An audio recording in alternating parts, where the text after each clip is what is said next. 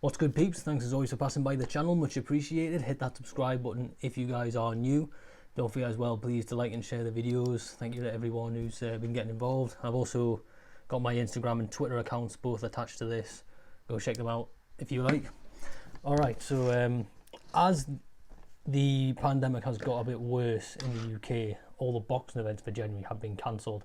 So what I've decided to do is try and do a few more little videos. I'm going to try and do a little more on football and stuff like that. Being someone who's a Chelsea fan, I thought this was the ideal time to talk about a certain topic. So, how much longer does Frank Lampard have? Should he be sacked? Let's discuss it. I'm not just going to come on here and rant, because I hate those videos where people just go on and rant and look at all the bad stuff, because it's kind of like over the top and embarrassing and makes the fans look a bit childish. So I'm going to try and look at the factors and try and ask a few questions about what potentially is going wrong and what's led to it. So Lampard in, Lampard out. One thing which seems to be kind of a common theme is the standards which he is expected to have now, which changed almost overnight when he got that transfer window. That was the big thing. Lampard, I always thought, was a temporary solution to a long-term problem, and then he had that season, the 1920 season, where he had a transfer ban, he had limited players, he had injuries, and he actually did very well to get where he did. He took Chelsea to 4th place, Champions League football, and an FA Cup final, which is nothing to be sniffed at. And we got knocked down the Champions League by Bayern Munich, of all people. They went on to win it. So that was a very good performance from Frank.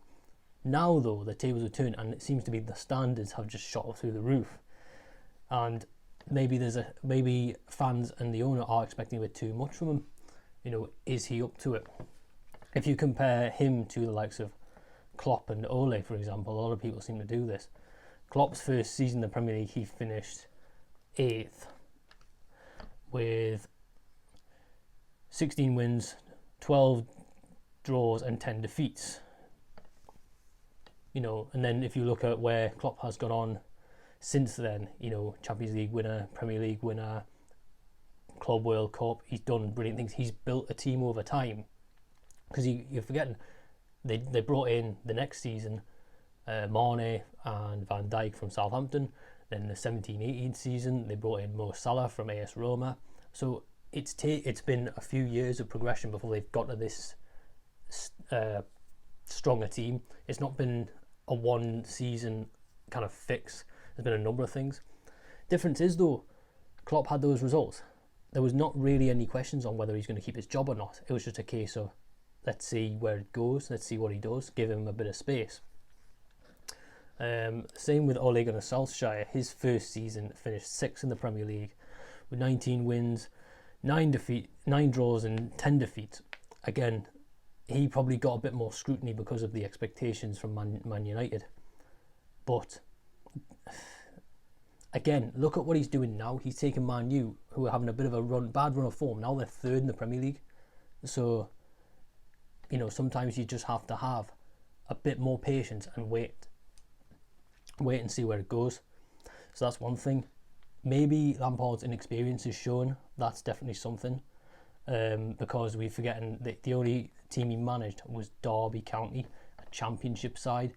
Now, the difference between the Championship and the Premier League is huge, you know, in terms of scale, fan base, money, investments, television. Everything is just bigger, bigger, bigger. The players, you know, bigger, stronger, faster, everything more skillful. Maybe it's just a case of, you know, his inexperience is shown. So that's something as well. Another question that I kind of had down was, did Lampard overspend? You know, 200 million is a lot of money. You know, people expect a return on their investment, especially if you're going to have that kind of money pumped into a club. Now, I looked at the transfers they made. They made, I think, 7. I think Mendy, Ben Chilwell, Thiago Silva and Ziyech were all perfectly reasonable. You know, they needed to fix the goalkeeper, they needed to fix the defence, and we needed to fix someone else for the wing. Timo and Havertz are the ones which I've put question marks by, and here's why. Already had 2 solid strikers in Tammy and Ollie Giroud. And this season's proved that Ollie Giroud is clearly the best out of the three. Fact, his form is just so much better. He's scoring. You just have to look at him, yet he's still not starting, because I think the reason Timo's starting is purely because of the price tag. That's it. And Kai Havertz, who, I got to be honest, I was kind of iffy about the purchase in the first place. I didn't really know who he was. I know his stats are good, but it's still, when we've got the likes of Mason Mount, Mateo Kovacic and Kante, who are a solid midfield, let's not forget we've also got guys like Conor Gallagher, Ruben Loftus-Cheek, Billy Gilmore, who is an incredible talent. Did we really need him? I'm not so sure. As a result, I think the owner and fans expect results, quick results as well. Whereas compared to Klopp and Ole, I think it was more a case of this is going to be a longer term, wait to see results, to see what we can do over time, build upon season after season. It's progressive change rather than immediate change. Pep Guardiola as well this season struggled, had a bit of a bad run of form, but there was no mention of him losing his job. It just seemed to be like, right, just give it time. We will come back. We'll make some changes to the team. We'll try out a few new things and see how we go.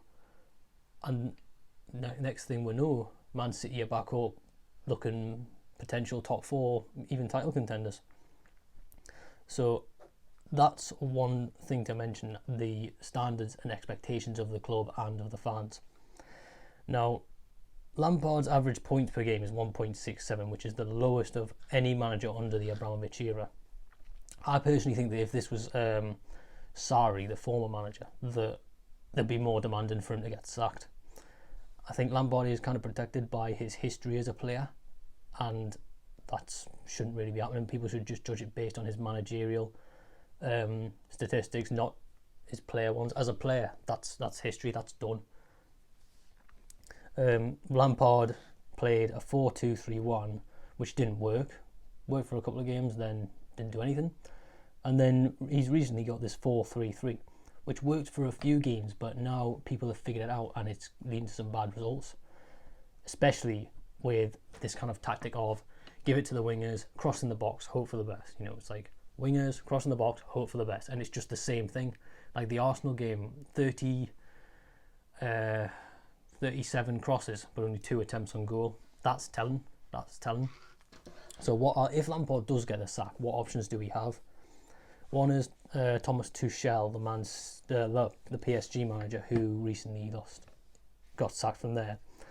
Versatile tactics. He plays a 4-3-3, similar to Lampard, but has also done a 4-4-2, a 5-3-2, or a 3-5-2, which is what I like, because Lampard doesn't change enough. He currently has a team with no plan B. Like last night against City, they went down, and immediately all the players are looking at each other like, well, what the hell did we do? What went wrong? And then they're looking at Lampard, and even I don't think he knows fully what to do. Tuchel left PSG actually with the best win percentage in league and history, 75.6%, and the highest average points per game, 2.37. I mean, the stats don't lie, people. That is good. Why PSG got rid of him, I don't know. I genuinely don't know. So he could be a solid contender if Lampard was to get sacked. The other one is the old Juventus manager Max Allegri. He plays very defensively, very similar to Conte actually, who actually won the league with us back in 16-17. He's used a 3-5-2, a 4-3-3, a 4-3-1-2, and even a 5-4-1 at times. So again, he's changing tactics all the time, depending on what the match is demanding, which is what you need to be. He left Juventus with the win percentage of 70.48%, which is currently the highest in the club's history. It's like, this is Juventus we're talking about. They've won, Serie A for the past 9-10 years. That's something if you can get them kind of stats. Both managers won the league at their respected clubs. Got a Champions League finals, showing adaptability, attacking football, defensive football, good on the counter-attack, and they make tactical changes during matches, not just before or after, but also during. Lampard's problem, as I said, he's got no plan B, which is down to his inexperience. He has no backup plan, doesn't change tactics, and his substitutions are bad and completely mistimed. Like, he doesn't make substitutions till the 70th minute. In my opinion, is simple. I don't want to see Lampard sacked. However, I do think he needs guidance. If you look at what John Terry's doing at Villa, for example, he's not the manager, but he's like a head coach. Having someone like Tuchel or Allegri come in to help Frank, if he was to not be manager but be head coach, and have one of those guys come in to be the manager, and I think having them there, Lampard can learn more about changing tactics that would help him a lot, similar to what Arteta did when he was at Man City with Pep Guardiola. And I know Arteta has come under a lot of scrutiny this season because he took Arsenal to 15th, but at the end of the day, at this moment in time, they are coming back. They are up to 12th now, I believe. 2 seconds, peeps. So you have Liverpool and Man United at 1 and 2, Man City at 5th, and Arsenal at 11th, only 3 points behind Chelsea. So these teams can come back. Lampard needs to learn how to make it. I've always said the best football teams in the world, including just like boxing, are the ones who can make adjustments. The ones who can, if you go a goal down, it's like, all right, open the tool bag. This is how we're going to deal with it. Lampard does not have that. So ultimately, will he be sacked? Possibly. If he doesn't start picking up wins soon, I think he will. Because currently they've got an FA Cup game against Morecambe, they'll win that. They've then got Fulham away, Leicester at home, Wolves at home, Burnley at home, and Tottenham. I think the Leicester and the Tottenham game are kind of already foregone. That's an L. The Fulham, Wolves and Burnley ones are going to be the big ones for me. I think the Burnley one will be the tipping point. If he loses them the first 3 and then Burnley, I think that will be him gone.